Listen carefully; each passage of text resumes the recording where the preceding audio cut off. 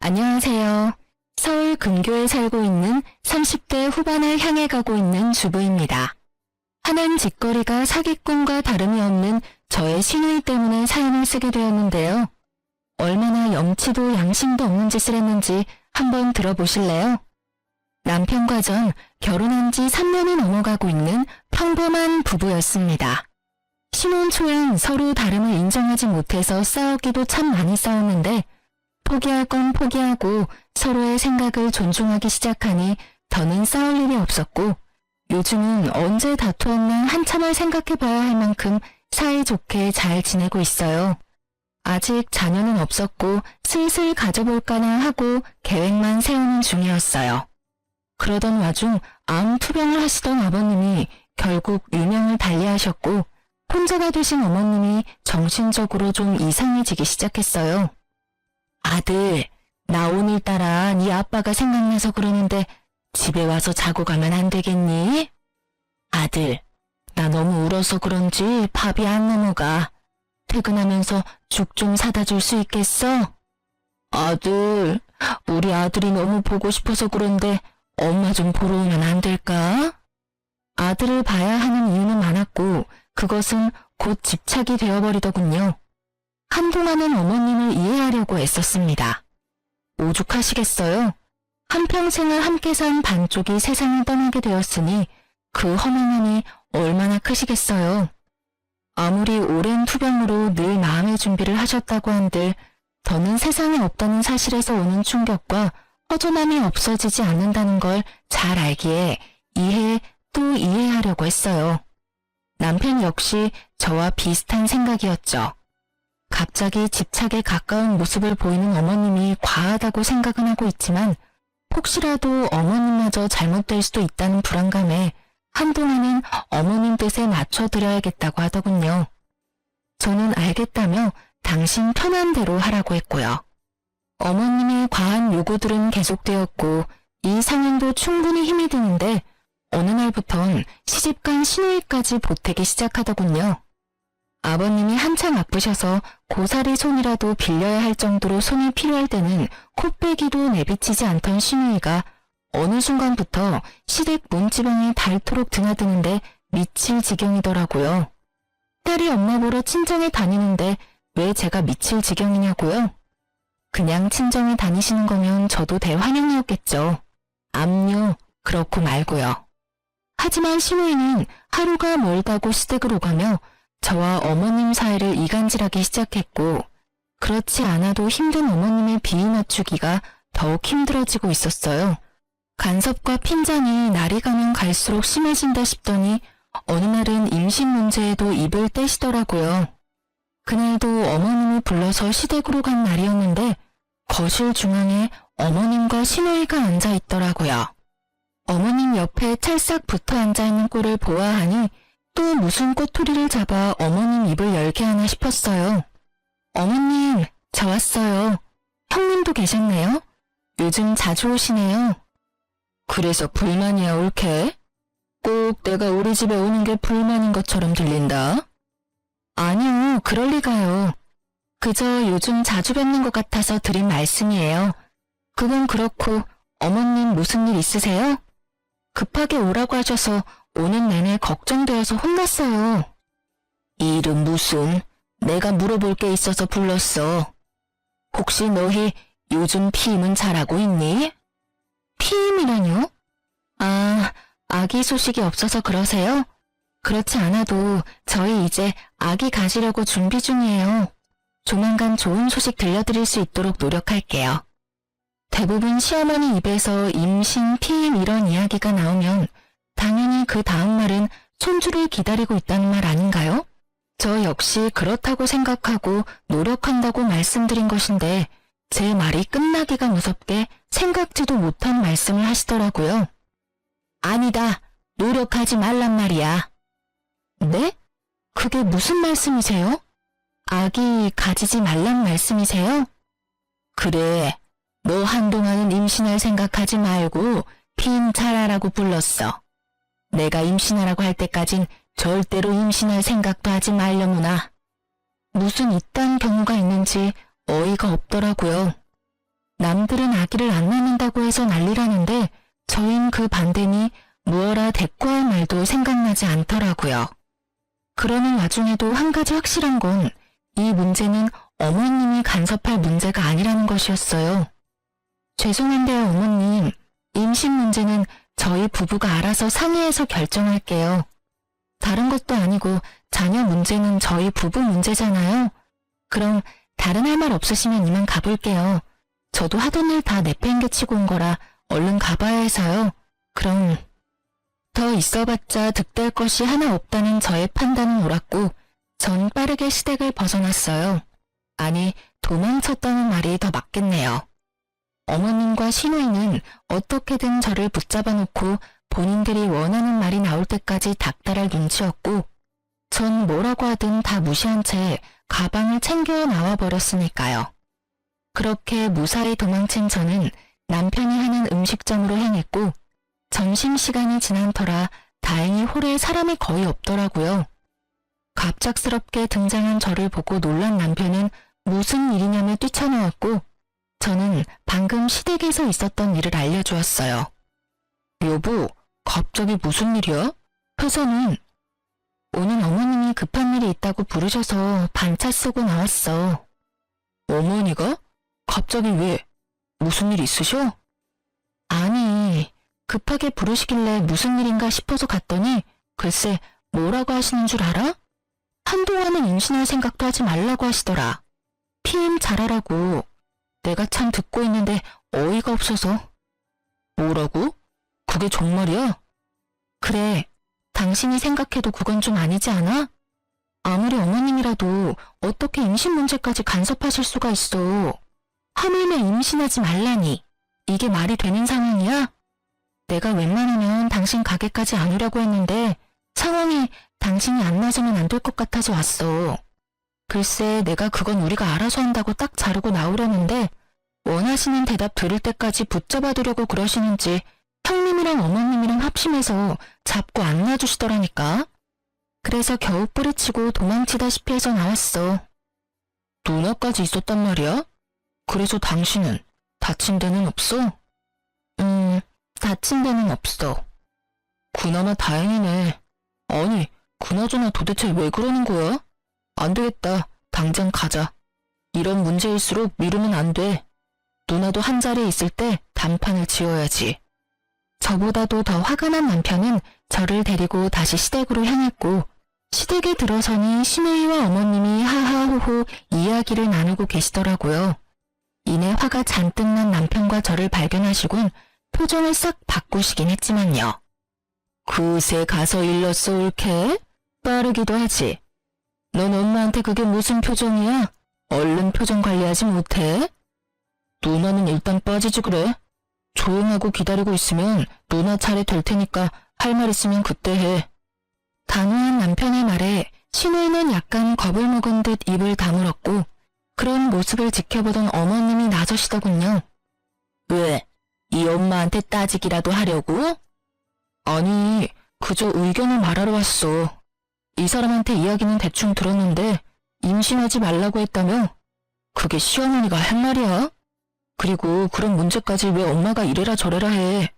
그건 엄연히 부부 문제고 우리가 알아서 할 문제야. 앞으로 부부 문제 가지고 이 사람 불러서 이래라 저래라 하지 마. 이것 봐라.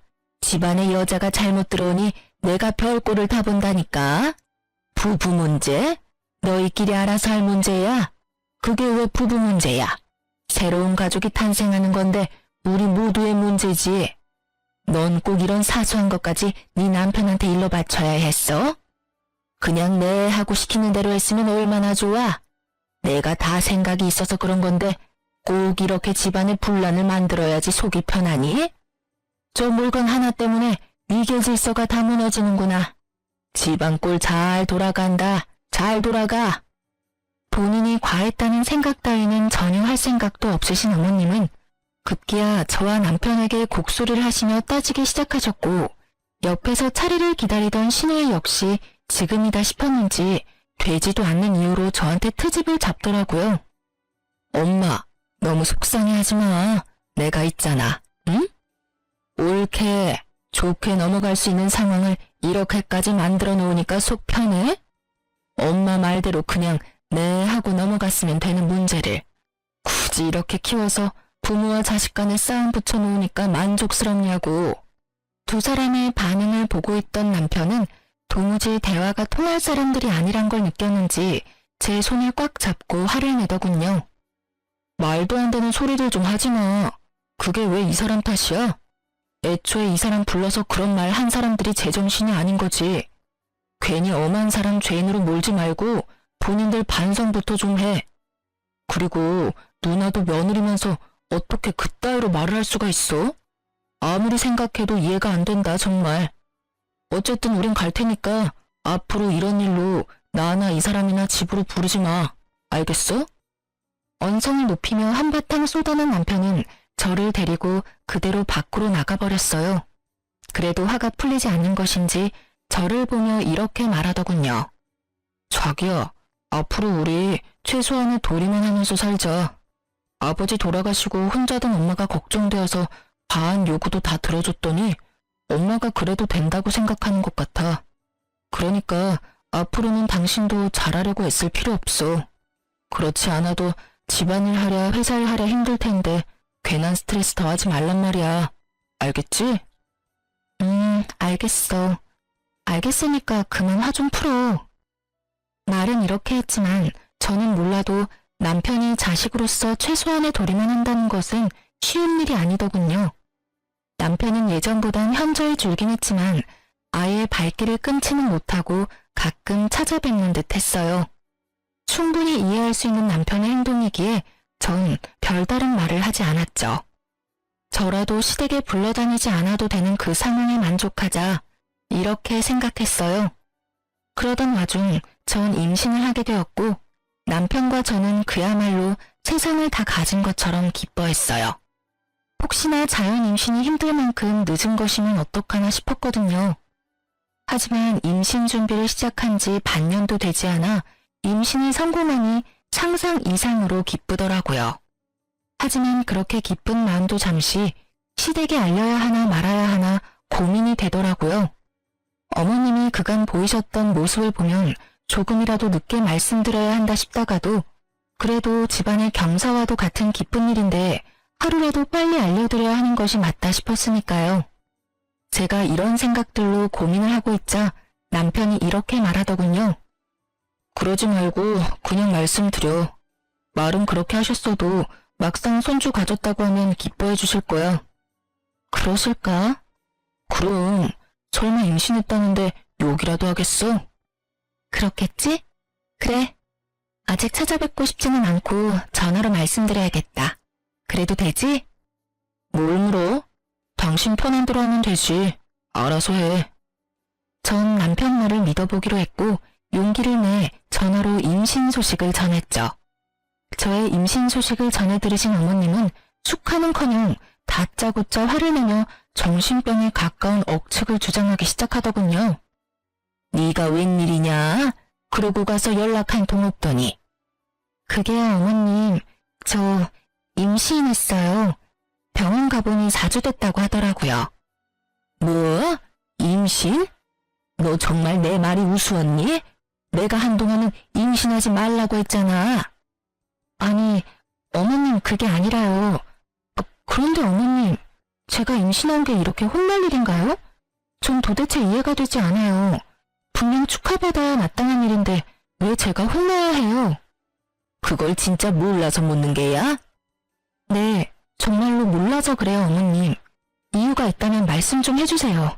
저 정말 어머님이 왜 이러시는지 궁금해요. 너 요즘 내가 힘들어하는 거 잘 알고 있다고 했지? 하루에도 몇 번씩 우울해지는 걸 그나마 내 아들 보면서 이겨내고 있었다. 그런데 그런 일 있고 나서부터 상현이가 날 멀리하기 시작해서 그렇지 않아도 허전하고 우울한데 아기라도 무사히 낳는 날엔 자기 자식 본다고 나를 더 멀리하게 될 것 아니니? 다시 생각해도 이건 정상적인 사람이 생각할 수 없는 정도의 잘못된 생각이었어요. 그래서 전 그렇지 않다고 여러 번 강조해서 말씀드리며 그렇게 생각하시게 된 이유를 물었죠. 도대체 그게 무슨 말씀이세요, 어머님? 아니에요. 절대 그렇지 않아요. 아범이 그럴 리가 있겠어요? 아기 나오면 아기 어릴 땐 힘들지라도 조금만 자라면 커가는 모습 보여드리려고 더 찾아뵙고 연락도 더 드리지 않겠어요? 왜 그런 생각을 하세요? 그런 생각은 하지도 마세요, 어머님. 아니긴 뭐가 아니야. 내 딸이 분명 그럴 거라고 하던데 뭘. 아들들은 다 똑같다면서 자기 새끼 낳으면 자기 새끼만 챙기고 부모는 나 몰라라 한다고 그러더구나. 생각해보니 틀린 말도 아니고. 그래서 그 아기는 낳을 거니? 어머님, 잘 들으세요. 뱃속의 아기는 잘 품고 있다가 건강하게 낳을 거고요. 이 아기가 나온다 한들 저흰 어머님이 선을 넘으시지 않는 이상 절대 어머님을 나몰라라 하는 일은 없을 거예요. 그러니까 이상한 생각하지 마시고 그런 이상한 말 귀담아 듣지도 마세요. 일단 오늘은 끊을게요. 들어가세요, 어머님. 그렇게 전화를 끊고 아무리 생각해도 이건 아니다 싶었어요. 이런 게 뉴스에 종종 나오는 가스라이팅인가 싶더군요. 갑자기 시댁 문지방이 닳도록 들락날락하며 뭘 하나 싶었더니 어머님을 말도 안 되는 말로 구워 삼고 있었더라고요. 자식이라는 사람이 어떻게 부모가 마음이 많이 약해졌을 때를 틈타 그런 말도 안 되는 억측을 주입하고 있는 것인지 어머님에게 이야기를 들은 후에도 이해가 되지 않더군요. 전 긴 생각에 잠겼고 아무리 생각해도 이렇게까지 부지런히 그리고 성심성의껏 저희와 어머님의 사이를 멀어지게 하는 신우이의 행동이 의문스럽더군요. 그런 식으로 해봤자 신우이에게 득될 것이 하나 없을 텐데 말이죠. 아무리 생각해도 제 상식으론 이해가 힘들었고 결국 이대로는 안 되겠다는 결론에 도달하게 된 저는 단도직입적으로 신우에게 묻기 위해 신우이의 집을 향했어요. 예전에 방문했던 기억이 있었던 터라 어렵지 않게 신우이의 집을 찾아갈 수 있었고 그곳에서 전혀 예상치 못한 광경을 보게 되었어요. 신우이의 집 현관문은 살짝 열려 있었는데 안이 시끌시끌하더군요. 그래서 손님이라도 오셨나 하는 마음에 문틈으로 안을 살폈는데 집안 꼴이 엉망진창이더라고요. 집안에는 건장한 남자 몇 명이 보였는데 신우이와 시매부를 닦다라는 소리가 들려왔어요. 그러게 돈을 빌려갔으면 갚아야 할 것 아니야. 꼭 내가 이런 거친 방법까지 써야 돈을 갚을 거야? 진작 갚았으면 좋잖아. 죄송합니다. 정말 죄송해요. 제가 어떻게 해서든 친정에서 돈 마련해 올 테니 그만 돌아가 주시면 안 될까요? 친정? 저번엔 친정에도 돈 나올 구멍 없다고 했잖아. 설마 나한테 거짓말이라도 했다는 거야? 아니에요. 정말 돈이 없었다고요. 사실 아버지가 암으로 돌아가셨는데 암 사망보험금이 꽤 나온 걸로 알고 있어요. 정확한 금액은 엄마가 말을 해주지 않아서 잘 모르지만 그래도 2, 3억은 충분히 될 것 같아요. 정말이에요. 이번엔 약속 지키는 게 좋을 거야. 지난번에도 조금만 더 기다려주면 사업 일으켜서 갚겠다고 하길래 믿어줬더니 오늘 또 이렇게 찾아오게 했잖아. 다음에 우리가 만나게 되는 날엔 정말 각오해야 할 거라고. 이제야 모든 퍼즐이 맞춰지더라고요. 신우 부부의 사업은 원래 매출도 잘 나오는 편이었고 돈도 꽤 있던 걸로 알고 있었거든요. 그런데 무슨 이유에서인지 사정이 어려워지니 사채업자인지 아닌지 모를 무서운 사람에게 급하게 돈을 빌린 것 같더라고요. 변제일은 다가오는데 도저히 돈이 나올 구멍이 도저히 없자 저희는 생각하지도 못했던 아버님의 사망보험금을 노린 거였죠.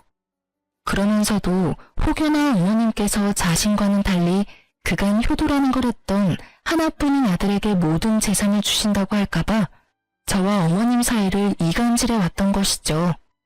그렇게 해서 저와 어머님 사이 틀어지면 틀어질수록 남편은 제 편을 들게 될 것이니 자연스럽게 남편과 어머님 사이도 멀어질 것이라 생각했겠죠. 아기 문제도 마찬가지인 이유였을 겁니다. 하나뿐인 아들의 자식, 그것도 아들이라도 태어나는 날엔 신우이의 계획에 큰 차질이 생길 테니까요. 결국 신우이의 계획대로 되었고 아버님의 부재로 마음이 많이 무너져 내린 어머님은 의도가 어떠하든 자신의 옆을 지키고 있는 신우이를 믿고 의지하게 된 것이었죠. 제가 생각한 대로 가스라이팅과 다름이 없는 치밀한 행동이었어요. 급전이 필요하니 자기 부모 사망보험금이나 노리며 갑자기 효도하려는 신우이나 아무리 상황이 좋지 않아도 그런 되지도 않는 말을 믿는 어머님이나 그 모든 것이 암담하기 그지없더군요. 전 당연히 모든 사실을 남편에게 알렸고 일단 남편은 첫 번째 아버님 기일만 무사히 남기고 생각하자고 하더군요. 엄마도 생각이 있으면 아버지 기일 지나지도 않았는데 보험금을 쓰진 않을 거야. 아무리 엄마가 위태로운 상황이라고 해도 그 정도 생각은 하실 뿐이라고 우리 믿어보자. 일단 첫 번째 재산은 조용히 지내고 그 다음은 내가 엄마랑 이야기해볼게. 저 역시 남편의 말에 동감하기에 남편의 뜻에 따르기로 했어요. 드디어 제삿날이 되고 전 두 사람이 꼴도 보기 싫었지만 살아생전 저를 정말 친딸처럼 여겨주셨던 아버님의 첫 기일을 무시하고 넘길 순 없었기에 차분히 마음을 정리하고 아버님만을 생각하며 시댁으로 향했어요. 아무리 아버님이 좋았다고 한들 혼자였다면 가지 않았을 수도 있었겠지만 임신한 제가 여러모로 걱정이라며 가게 문까지 닫고 함께 해준 남편 덕분에 좀 더 가볍고 든든한 마음으로 시댁에 들어갈 수 있었네요. 시댁에 들어선 남편은 아주 작정이라도 한들 제 옆에서 떨어질 생각을 하지 않더라고요. 하물며 화장실까지 따라와 앞에서 기다리는데 심각한 상황인데도 불구하고 웃음이 나와 혼났지 뭐예요? 그렇게 어디든 따라다니던 남편은 앞치마를 둘러매고 식당 사장님답게 푸르다운 솜씨로 뚝딱뚝딱 제사상을 준비하기 시작했죠. 그런 남편의 모습이 전 내심 흐뭇했지만 신우이와 어머님의 눈엔 거슬리기 짝이 없는 모양이더군요. 저희를 쏘아보던 신우이의 입을 열리고야 말았으니까요. 저게 무슨 꼴이래? 저 꼴을 좀 봐, 엄마. 엄마가 고생해서 키워놨더니 엄한 년만 좋은 일 시키고 이러려고 엄마가 그 고생해서 아들 키워냈어? 그러지 말고 엄마 얼른 상현이 좀 끌어내. 나 저 꼴 보고 있기 힘들어. 신우의 조종 스킬이 얼마나 대단한지 신우 말 한마디에 신우가 노발대발 화를 내며 남편을 끌어내려고 했고 남편 또한 절대 질 수 없다는 듯 어머님에게 맞대응하고 나서더군요. 상현이 너 그게 뭐 하는 짓이야? 당장 나오지 못해? 그렇지 않아도 가게에서 지겹게 주방일하는 녀석이 보아하니 어느 정도 한 것 같은데 인제 그만 집사람한테 맡기고 얼른 나와. 이왕 어느 정도 한 김에 마주하고 나갈 테니까 도와줄 거 아니면 아무 말도 하지 마. 뭐야, 그래도 이 녀석이 엄마 뒷목 잡고 넘어가는 꼴 보고 싶은 게야? 이런 걸로 뒷목 잡고 넘어갈 사람 아니란 거 잘 알고 엄마가 무슨 말을 하든지 이 사람 혼자 일하는 꼴은 절대 못 보니까 전 보기 싫으면 방으로 들어가. 괜히 보면서 서로 불편하지 말자고. 신혼 때 죽자고 싸운 보람을 여기서 느끼게 됐다면 여러분 웃으실 건가요? 전 정말로 신혼 때 하루가 멀다고 싸웠던 보람을 느끼게 되었고 그때 그 시절 제가 입이 마르게 강요했던 온전한 내 편이 된 남편이 참 든든하더군요. 그렇게 제가 살벌과 흐뭇의 기분을 오가는 사이 미친 여자임이 분명한 신우이가 이때다 싶었는지 추악한 본론을 꺼내들기 시작하더라고요. 저것 봐 엄마, 내 말이 맞지? 저 녀석 이제 엄마는 안중에도 없다니까. 저것도 아들이라고 키워놨더니 엄마 말 싹 무시하고 자기 마누라만 감싸는 것 좀 보라고. 엄마, 잘 생각해야 해. 하나뿐인 아들이라고 엄마가 재산 나눠주는 순간 엄마하고 딱 인연 끊어버리곤 자기들끼리 호의호식할 게 분명하다고. 모르긴 몰라도 엄마 죽고 나면 제삿밥도 못 얻어먹을걸? 엄마도 그렇게 생각하지 않아? 욕을 할 거라면 작게라도 하지. 얼마나 크게도 외치는지. 혹시 신우이 혼자 확성기라도 쓰고 있는 것이 아닌가 하는 생각이 들더군요.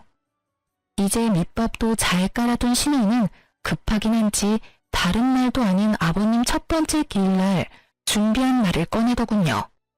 그러니까 엄마, 은행에 고이 모셔둔 돈 나한테 투자 좀 해줘. 내가 은행 이자보다 곱절은 더 쳐서 갚을게. 정말이야. 내가 돈이 어디 있어? 에이, 아빠 보험금 나온 거 다 알고 있거든. 그거 은행에 모셔두면 뭐해? 남 좋은 일만 시키는 거지. 남 좋은 일 시킬 바엔 하나뿐인 딸이랑 사위한테 투자하는 게 더 옳은 일 아니야? 염치도 양심도 없는 신우이의 말이 떨어지자마자 남편이 하던 일을 다 내팽개치고 거실로 나가더라고요. 뒷모습에서도 분노가 느껴져 혹시나 하는 마음에 저 역시 남편의 뒤를 따랐죠. 두 사람 앞에 선 남편은 신우이에게 소리를 지르기 시작하더군요. 누나가 제정신이야? 어디서 감히 아버지 사망보험금을 달라는 말을 해. 그것도 다른 말도 아닌 아버지 기일날에. 요즘 누나가 엄마하고 우리 사이에서 이간질한 이유가 이거였어? 내가 정말 어떻게 해서든 이해해보려고 했어. 오죽 힘들면 저럴까 하면서 말이야. 그런데 아무리 힘들어도 이건 아니지. 그 돈이 어떤 돈인데. 그 돈 아버지 목숨값이야 누나. 그거 아버지가 돌아가시면서 엄마한테 남겨준 엄마 노후 자금이라고. 그러니까 손댈 생각 하지도 마. 알겠어? 이렇게까지 단호한 사람이었나 싶을 정도로 확실하게 못 박았음에도 불구하고 신우이는 물러날 생각이 없어 보였고 남편의 말에 반박하고 나서더군요. 아버지 목숨값이면 평생 은인이 두고 꺼냈으면 안 돼? 아버지가 그러라고 남겨주신 돈인 것 같아? 아니잖아. 힘들 때 보탬이 되라고 남겨주신 돈일 텐데 지금 당장 필요한 내가 좀 쓰겠다는데 그게 그렇게 화낼 일이야? 그리고 이간질? 난 이간질을 한 게 아니라 사실만을 말했을 뿐이야. 너 지금도 이렇게 엄마랑 사이가 좋지 않은데 나중에 엄마가 나이 들면 모시고 산다고 약속할 수 있어? 없잖아. 그럴 생각도 없잖아. 내 말이 틀려? 그러니까 그때를 대비해서 엄마가 미리 투자해주면 얼마나 좋아. 내가 지금부터 잘 벌어놔야지 부족함 없이 엄마를 잘 모실 거 아니야. 투자? 말은 참 잘한다 잘해. 아버지 돌아가시기 전엔 출가 외인이라고 엄마 아버지 생신 한 번 챙긴 적 없으면서 이제 와서 누나가 엄마를 모신다고? 말이 되는 소리를 해야 속는 척이라도 해주지. 누나가 지금 왜 이러는지 내가 몰라서 이러는 줄 알아? 누나 지금 사업 힘들어서 급하게 사채 쓰는 바람에 사람들 막 찾아오고 난리 났다며. 누가 그래? 누가 그랬냐고. 이 사람이 누나랑 이야기 좀 하러 집에 찾아갔다가 다 봤다고 하더라. 집에 사람들 찾아와서 난동 부리고 난리였다고 하던데 아버지 사망보험금으로 빚 갚을 생각이었어? 두 사람이 친사고 두 사람이 해결해야지. 내 형이고 누나고 어쩜 그렇게 뻔뻔해? 엄마도 잘 들었지? 지금 누나 엄마한테 돈 빌려가도 절대 못 갚아. 그러니까 괜한 돈 낭비해서 자식하고 얼굴 붉히지 말고 절대 땡전 한 푼도 주지 마. 알겠어? 남편이 모든 사실을 밝히자 그때야 신우이의 얼굴색이 변하더군요. 그러면서도 있는 힘껏 발뺌을 하며 저에게 갖은 욕과 폭언을 내뱉으며 노발대발하기 시작하더라고요. 넌 2년 말을 믿는 거야? 우리 사업이 얼마나 잘 되고 있는데. 이 나쁜 년이 이제 나하고 가족 사이도 멀어지게 하려고 없는 말도 지어서 하네. 너 그딴 식으로 살면 네 뱃속의 아들이 벌받아. 알겠어? 이미 눈이 돌아버린 신우이는 뱃속에 조카까지 들먹이며 폭언을 하기 시작했고 이런 신우이의 상태를 알아챈 남편은 마지막으로 어머님께 다시 한번 신신당부를 하고선 준비한 제사 음식을 급히 챙겨 시댁에서 나와버렸어요. 상황이 이러해도 아버님의 제사는 꼭 챙기고 싶었기에 첫 번째 아버님의 제사는 그렇게 저희 집에서 지내게 되었죠. 그런 일이 있고 난 뒤 전화통에 불이 날 것이라는 저의 예상과는 달리 어머님과 신우이는 조용했고 조용하니 불안해지며 무섭기까지 하더군요. 지금의 침묵은 분명 좁지 않은 기류임이 분명했으니까요. 아니나 다를까 며칠 뒤 신우이에게서 연락이 왔고 설마 했던 소식을 전해주더군요. 올케, 잘 지냈어? 뭐 그럭저럭 지내고 있어요. 웬일이세요? 다름이 아니라 나 엄마한테 투자 받았다고 상현이한테 전해달라고.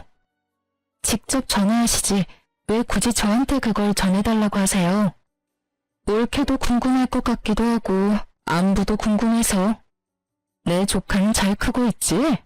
아무튼 몸조리 잘하고. 상현이한테 자기가 그렇게 반대해도 난 결국 받아냈으니까 앞으로 나한테 찍소리하지 말라고 좀 전해줘. 애가 예전엔 안 그랬는데 요즘 너무 버릇이 없어. 하여튼 끊을게. 결국 우려하던 일이 일어났더군요. 저흰 더는 두 사람 일에 관여하지 않기로 결심했고 신우이의 전화뿐 아니라 어머님의 연락도 받지 않았어요. 그 후론 저희의 예상대로 흘러가더군요.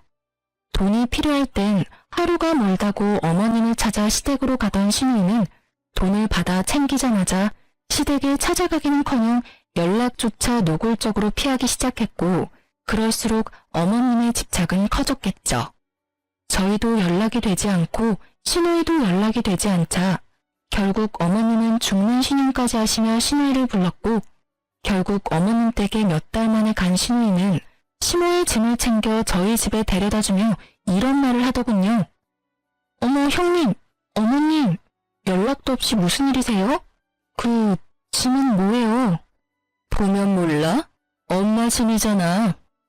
그러니까 어머님이 왜 짐까지 챙기셔서 저희 집에 오셨냐고 묻고 있는 거예요. 엄마가 계속 외롭다고 하잖아. 몸도 좋지 않은 것 같고. 알다시피 난 요즘 바빠서 엄마 돌볼 시간이 안 되니까 당연히 이리로 모시고 왔지. 이럴 땐 아들이 엄마 모셔야 하는 건 당연한 거 아니야? 당연하지 않죠. 돈 받아가신 형님이 모셔야죠. 저희는 어머님께 땡전 한 푼 받은 적도 없을 뿐더러 바란 적도 없어요. 그런데 왜 저희가 모셔야 해요? 저흰 절대로 못 모시니까 당장 모시고 가세요. 이렇게 말하며 당장 집으로 오라고 남편에게 문자를 보냈죠. 틀린 말이 하나 없는 제 말에 대꾸할 말이 없었던 신우이는 모르쇠로 일관하며 우기기 시작하더니 결국 어머님을 내팽개치며 나가더군요. 아, 몰라. 어쨌든 난 엄마 못 모셔. 난 출가 외인인 거 잊었어? 남편도 엄마 오면 불편하다고 하고 시댁 눈치도 보이고 같은 며느리로서 올케가 내 입장 좀 이해해줘. 응? 그럼 이야기 다 된 걸로 알고 난 가볼게. 형님, 이대로 가시면 어떻게 해요? 나 바빠. 연락할게. 그렇게 떠나버린 신우이와 아무 말도 하지 않고 그저 울고 있는 어머님. 한숨이 정말 절로 나오더라고요. 전 아무런 말도 하지 않은 채 남편만을 기다렸고 얼마 지나지 않아 남편이 들어오더니 어떻게 된 상황인지 대충 알겠다는 눈빛으로 어머님 짐과 어머님을 모시고 다시 나가더라고요. 묻지 않아도 남편이 향하는 곳은 신우이의 집이었고 다시 돌아온 남편은 혼자가 되어 들어오더군요. 아, 이게 진짜 무슨 일이야? 당신 괜찮아? 어머님, 형님 댁 모셔다 드린 거지? 누나 집에 모셔다 드렸어. 어떻게 인간이 그러냐? 나 사실 엄마 불쌍해서 어떻게 해야 하나 고민도 했는데 누나 하는 꼴이 얄미워서 엄마 모셔다 드렸어. 좋다고 돈 받아갈 때는 언제고? 누나도 누나지만 내 형도 어이없어. 엄마 모시고 가니까 나 몰라라 하고 밖으로 나가더라니까. 하긴 둘 다 똑같은 것들이니까 좋다 하고 같이 살고 있지. 남편의 화는 쉽게 가라앉지 않았고 많이 놀랐을 저를 걱정하면서도 신우이에 대한 분노를 쏟아내더라고요. 그렇게 얼마 뒤 신우이가 다시 찾아왔더군요. 얼마나 우셨는지 거의 탈진할 것만 같은 어머님을 모시고요. 어머님이 많이 미운 제 눈에도 어머님의 위태한 상태가 걱정되는 지경인데 신우이는 그런 어머님의 상태가 보이지 않는 것인지 어머님의 손과 짐을 던지다시피 하고 소리를 질러대더군요. 난 절대 돈 한 푼 없는 노인을 모실 생각 없어. 없다고. 그러니까 괜히 힘 빼지 마. 우리 집에 데리고 오지 말라고. 다시 찾아오기만 해. 문도 열어주지 않을 테니까 말이야. 발악에 가까운 말을 뱉어내던 신우이는 이내 차분해지더니 지금까지와는 차원이 다른 경악스러운 말을 하더라고요. 아, 맞다. 엄마 집 남았지? 혹시 알아? 엄마가 집 처분해서 또 나한테 투자해주면 그땐 진짜 모실지도. 내가 남편을 잘 설득해보겠다 이 말이야. 그거 아닌 이상 난 죽어도 엄마 모실 생각 없으니까 그런 줄 알고 아들인 네가 알아서 해. 알았어? 저뿐 아니라 남편도 충격이 컸는지 아무런 행동도 말도 하지 못하고 멍하니 서 있더라고요. 저조차도 이게 인간인가 하는 생각뿐이었는데 남편은 더하면 더했지 모자라진 않았겠죠. 저희를 충격에 빠뜨리고 도망치듯 집을 나간 시누이와 그런 시누이가 나간 현관문만 멍하니 보며 눈물만 흘리고 있는 어머님. 이 상황을 어떻게 해야 하나 고민에 빠져 있는데 어머님은 그제야 정신이 드셨는지 그야말로 대성통곡을 하시더라고요. 상황이 이렇게까지 되니 그 밉던 어머님이 참 불쌍하다는 생각마저 들더군요. 남편의 표정을 보아하니 남편도 제 생각과 별반 다르진 않은 것 같았어요. 결국 저희는 어머님을 받아들이기로 했습니다.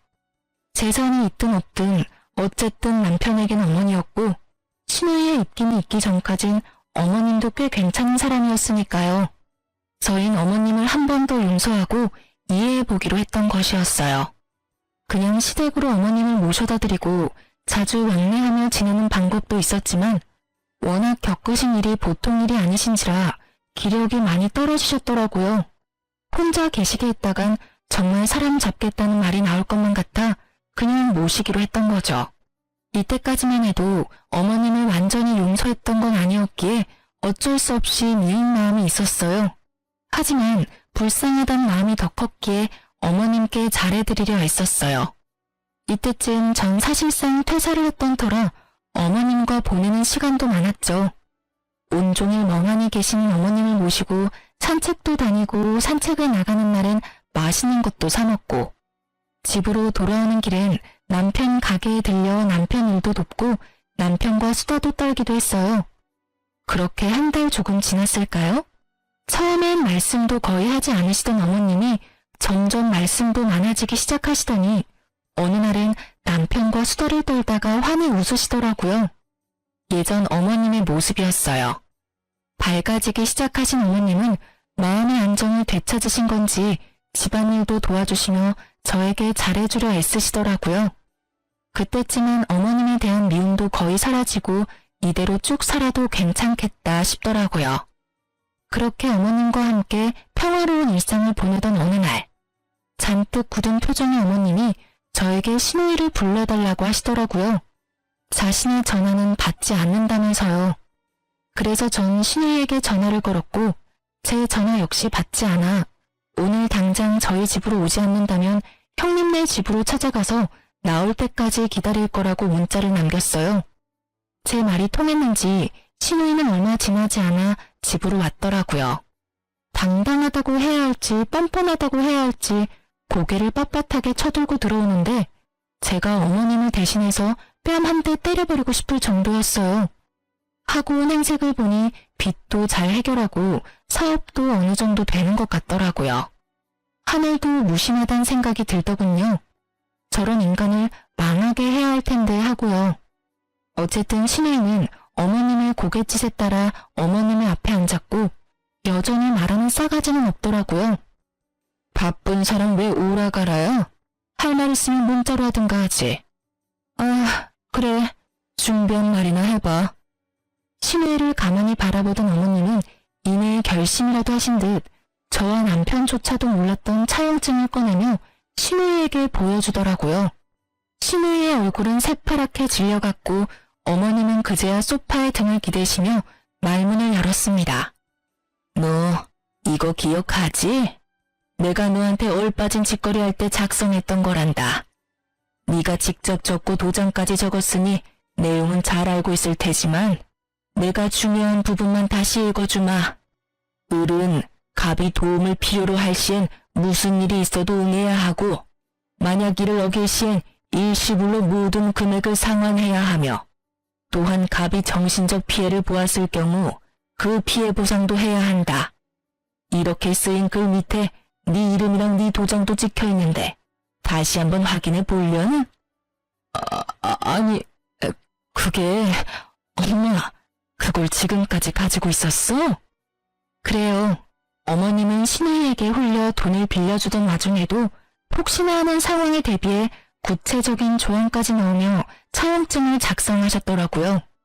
그 당시 집에 사람들이 찾아와 난리를 피울 만큼 상황이 급했던 신우이는 설마 하는 마음으로 차용증을 흔쾌히 작성해 주었던 것이고요.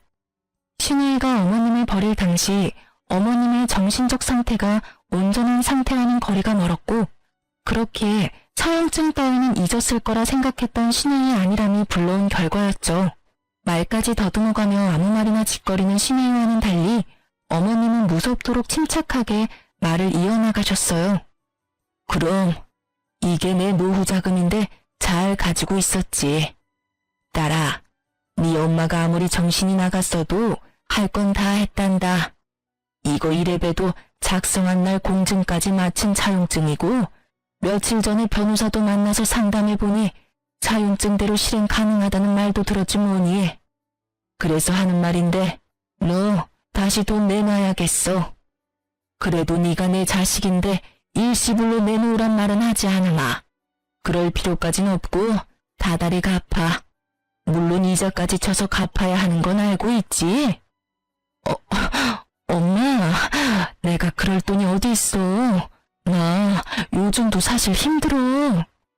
힘들기는 네가 하고 온 꼴을 보니 이제 살만해 보이는구먼. 끝까지 거짓말할 거야? 정말이야 엄마. 내가 그런 걸로 거짓말을 하겠어? 다 모르겠고 네가 만약 돈을 갚지 않으면 난 널 깜빵에 보내는 한이 있더라도 고소할 테니 무조건 다 갚으렴. 엄마, 정말 너무하는 거 아니야? 어떻게 하나뿐인 딸을 고소한다는 말을 해? 그러는 넌 엄마가 2명이라서 엄마를 버렸니? 그렇게 울고불고 매달렸건만 그리 무질게도 엄마를 버렸어? 어머님은 결국 신우이에게 호통을 치셨고 신우이는 눈물을 흘리며 매달리기 시작하더군요. 엄마, 그땐 나도 사정이 있었잖아. 엄마가 그 정도도 이해 못해? 나 엄마 딸이잖아. 엄마 딸한테 꼭 이렇게까지 해야 해? 나한테 기회를 한 번만 더 줘. 내가 돈 생기는 대로 갚을게. 넌 너 좋은 때에만 엄마와 딸이라고 하는구나. 그리고 난 너에게 충분한 기회를 줬어. 지난 한 달 동안 매일매일이 너에게 주어진 기회였다. 그런데 넌 어떻게 했니? 먼저 전화해서 사과하기는커녕 내 전화조차 무시하지 않았니? 그게 엄마, 내가 잘못했어. 엄마라고 부르지도 마. 난 이제 너 같은 딸 필요도 없으니 괜한 눈물 빼서 돈 좀 심 살 생각도 말거라. 엄마, 내가 정말 잘못했다니까? 이제 와서 네가 잘못했다고 하면 내 마음이 풀릴 줄 알아? 애초에 먼저 버린 건 너였어. 그러게 이거사, 진작 좀 사람답게 살지 그랬어. 진작 일이 힘들다고 돈 달라고 했으면 내가 모른 척 했겠니? 그래도 하나뿐인 내 딸인데. 이제 와서 이런 말이 무슨 소용이겠냐마는 내가 너한테 준 그 돈 원래 너한테 줄 돈이었다. 원래 네 몫이었어. 그래? 그러면 엄마 그냥 줬다고 생각하고 그 차용증 찢어줘. 그러면 되잖아. 어차피 줄 돈이었다며. 그건 그때 이야기고 지금은 상황이 아주 다르지. 너 같으면 다물만 쏙 빼먹고 부모 버리는 딸년한테 재산을 주고 싶겠어? 난 절대로 그렇게 할 생각 없으니 무조건 다 갚아. 알겠어? 신우이에게 할 말을 마치신 어머님은 어디서 그런 힘이 나셨는지 신우이를 질질 끌어다 집 밖으로 내쫓아 버리시더라고요. 밖에서 신우이의 우는 소리가 들려왔지만 절대 문을 열어주지도 열어보지도 않았어요. 저는 괜히 어머님의 눈치를 살폈고 그런 제 시선을 알아채신 어머님이 제 손을 잡으시더라고요. 아가, 내가 참 미쳤었어. 저런 것도 딸이라고. 날 위해서 하는 말이라고 믿어서는 무작정 너를 미워했었단다. 지금 와서 생각해보면 정말 미쳤었단 말밖엔 떠오르지 않는구나. 내가 그동안 네가 나한테 하는 행동들 보면서 반성을 많이 했어. 너도 내가 많이 미웠을 텐데 어떻게 나한테 그렇게 잘 대해줄 수가 있는지 내가 반성도 많이 하고 많이 배웠다. 그리고 고마워. 날 받아들이는 게 쉽지 않은 결정이었을 텐데 내가 네 덕에 아직 저승길 안 가고 이리 살아있다.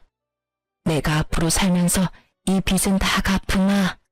네 덕에 산 목숨 앞으로 너에게 갚으며 살도록 하마. 아니에요, 어머님. 그동안 버릇없이 굴어서 죄송해요. 이야기하시는 내내 울먹이시던 어머니는 결국 울음을 터뜨리셨고 저 역시 그런 어머님에게 사과를 전하며 울어버렸어요. 그렇게 저흰 눈물의 화해를 했고 이날을 기점으로 사이가 엄청나게 돈독해졌어요. 하루가 다르게 행복을 향해 달려가는 저희와는 달리 신우이는 나락으로 가고 있더라고요. 신우이가 직접 전해온 소식에 의하면 돈을 갚아야 한다는 사실을 안 신혜부는 신우이를 모질게 내쫓았다고 하더군요. 그러면서 하는 말이 곧 이혼까지 하게 되면 정말 오갈 데가 없다며 위자료 조금 받을 것 같은데 그 위자료를 줄 테니 자기를 좀 받아주면 안 되겠냐고 하더라고요. 그래서 전 딱 잘라 그 돈으로 살 집부터 구하고 남은 돈은 어머님 돈이나 갚으라고 말하곤 끊어버렸네요. 그 뒤로도 저희에게 돌아가며 연락이 왔지만 저흰 신우이와 인연을 끊는 것으로 합의를 본 후라 아무도 신우이의 연락을 받지 않았습니다. 상황이 이렇게 되자 정말 돈을 갚지 않으면 깜빵을 갈 수도 있겠다는 생각을 하게 된 신우이는 알바를 하며 적은 돈이지만 차근차근 갚아나가고 있다고 하더라고요. 전 무사히 아들을 출산했고 그 아기는 어느새 2살이 되었어요. 시간 정말 금방 가더라고요. 제가 출산을 앞둔 무렵 어머님은 제가 불편할까봐 집으로 돌아가신다고 하셨지만 저와 남편은 아무래도 걱정이 돼 계속 모시고 살았어요. 그렇게 저희가 모시고 산 지 1년이 되던 해에 어머님은 집을 처분하신 돈보다 더 큰 돈을 저희에게 주시더라고요. 알고 보니 신우이에게 준 돈은 보험금 중 일부였고 나머지 돈은 저희가 정말 필요할 때 주려고 따로 관리하고 계셨다고 하시더라고요.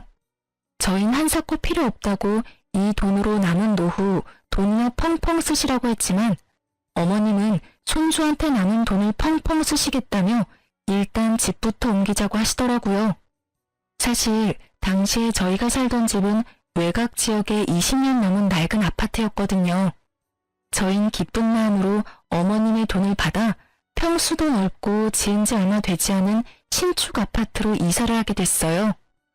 처음 어머님을 울며 겨자 먹기로 모시기 시작했을 때 어머님과의 충돌이 걱정되기는 했어요. 하지만 지금은 그 걱정이 무색할 만큼 어머님이 많이 도와주고 계세요.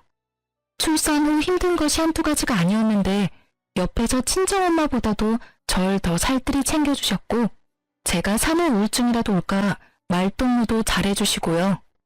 그 덕에 전 그 모든 순간을 남기고 이렇게 사연까지 쓰고 있네요. 요즘엔 어머님이 친정엄마처럼 느껴질 때도 있으니 정말 가족이 된 거겠죠? 이렇게 저의 사연이 끝났어요. 저는 이만 아기 밥을 챙기러 가봐야 할 것 같아요. 사실 아까부터 아기가 배가 고픈지 간식을 달라고 칭얼거리네요. 어쨌든 저의 긴 사연 들어주셔서 감사합니다. 좋은 하루 되세요.